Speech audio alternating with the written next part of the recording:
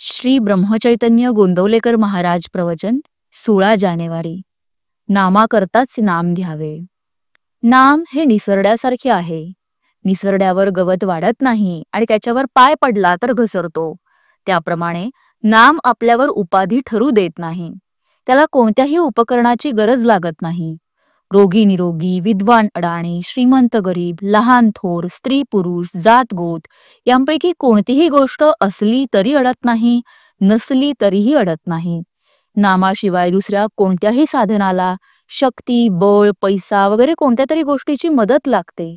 असे हे अत्यंत उपाधिरहित असलेले नाम आपणही अत्यंत उपाधिरहित होऊन घेतले तरच त्यात आपल्याला प्रेम येईल.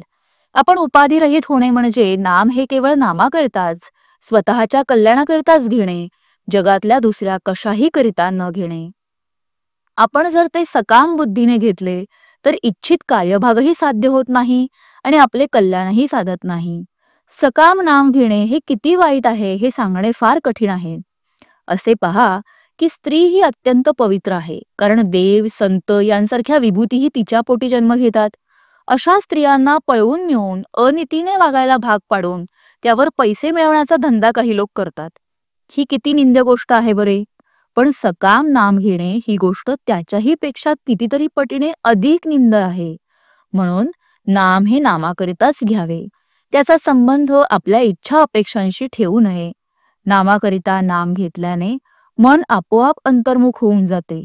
नामाच्या सहाय्याने मन अंतर्मुख केल्यावर आनंद सापडतो. आपल्या हृदयातच तो सापडतो. आपण 3 गोष्टींकडे कटाक्षाने लक्ष द्यावे. आचरण अगदी शुद्ध ठेवावे.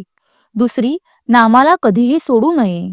आणि तिसरी, माझा सांभाळ करणारा कुणीतरी म्हणजे सद्गुरू आहे ही जाणीव जागृत ठेवावी. प्रत्येक माणसाला कशाची तरी विशेष आवड असते.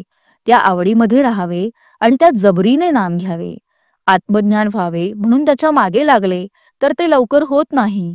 भगवंताकडे लक्ष लागले म्हणजे ते आपोआप होते. भगवंताचे नाम घेणे हे ज्ञान होण्याचेच लक्षण आहे. उत्तम वस्तू नेहमी थोडीच असते. श्रीखंडामध्ये चक्का आणि साखर कितीतरी असते, पण केशर किती थोडे घालावे लागते. तसे भगवंताच्या नामाचे आहे. रोज थोडे पण अगदी मनापासून आणि मोबदल्याची अपेक्षा न करता नाम घ्यावे. ते फार काम करील.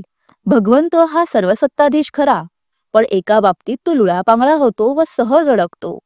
भुंगा जसा लाकूड पोखरतो पण कमळात अडकतो, ती स्थिती नामाच्या बाबतीत भगवंताची होते. पाणी हे जसे शरीराचे जीवन आहे, तसे नाम हे मनाचे जीवन आहे. जय श्रीराम.